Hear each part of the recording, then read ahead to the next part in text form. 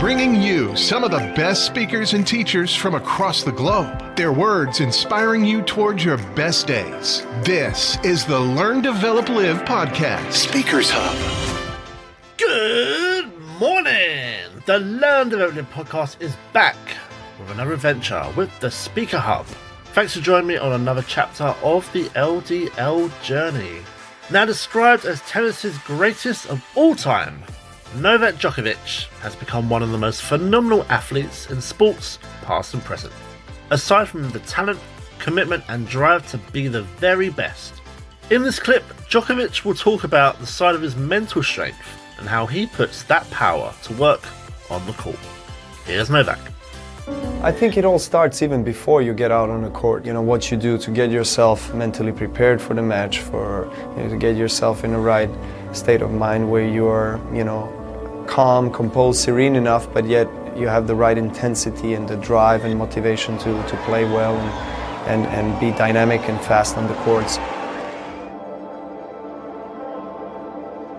Well, I can only speak on my own behalf. Obviously, we spoke about power of, visualization and preparing yourself for possible scenarios. And I obviously try to play the match in my mind before I go on the court. And I, always try to imagine myself as a winner. And I think there is a power to that. And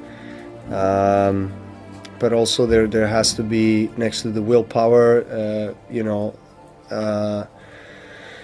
strength that comes not just from your physical self, but from your mental and emotional self, and it's I think it's, well, for me at least, it's a constant battle within, more than what happens outside. It's really not the situations that you experience that are affecting you, but how you internally experience those situations, how you accept them, how you live through them. So I just told myself before the match, I'm gonna try to switch off as much as I can from what is happening around us, and just be there, be present. There's not a specific formula to find the courage. I mean, at least from my perspective, you can go all out and just close your eyes and just hit the ball as hard as you can, and then you can call that courage. But I wouldn't necessarily call it courage in some particular situation. So you need to be constantly playing well throughout 5 hours if you want to win the match like this. So I guess there is an endurance part, but I think there's always this self-belief and you have to keep reminding yourself that you're there for a reason and that you are better than the other guy. And as hard as the moment, is that you are in, the more you have to remind yourself, the more you have to talk to yourself. I mean, that's at least in my case. I wanted to talk to you about clutch moments. When you're in those situations, how do you avoid distractions? Consciously breathing first.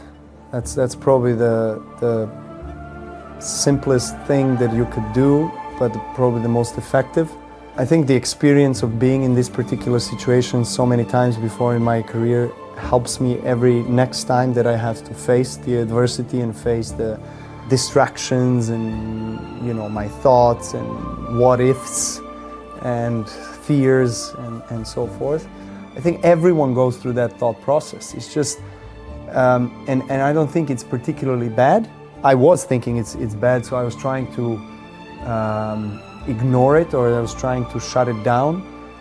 But I think the major transformation in a positive way for me started when I was starting to acknowledge it and accept it as part of me. It's there. My ego is there. My fears are there. Everything is there.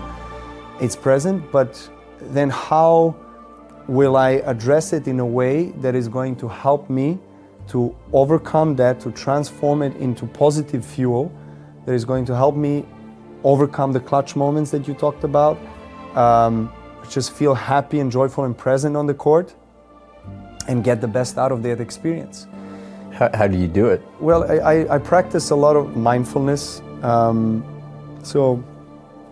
Meditation, journaling, talking with my team, with my parents, with my wife, with everybody who is around me, trying to address certain, with my, of course, life coaches that I have, spiritual guides and that I have as well, that help me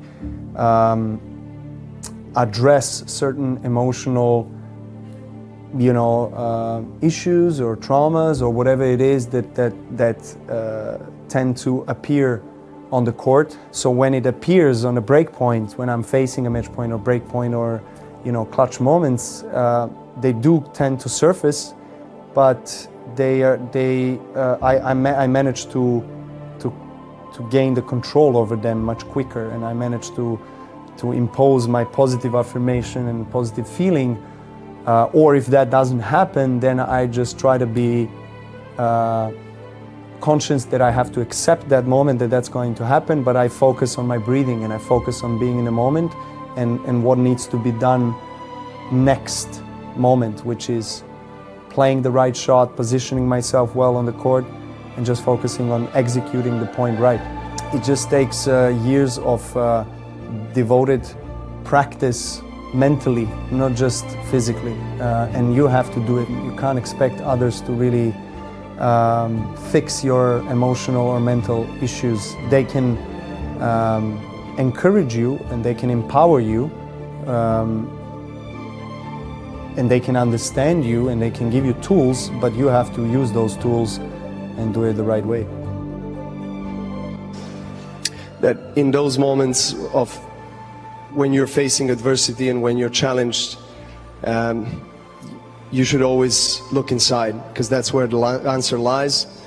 I did not understand that fully. I heard that before, but I think when I went through this journey, I understood really what that means, and now I know where I can always find strength and belief and motivation to get me going.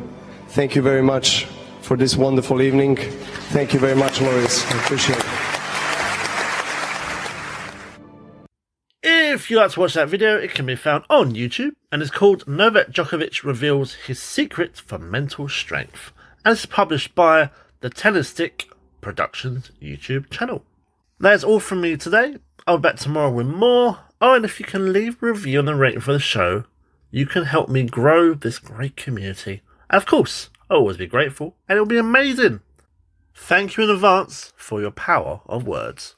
Now, I hope you have a great rest of your day, and I'll see you in the next one. The LDL Podcast. That's short for Learn, Develop, Live. And this is the podcast for it. Thanks for listening. You can find more motivation and inspiration at learndeveloplive.com. And we'll be back to inspire you again tomorrow.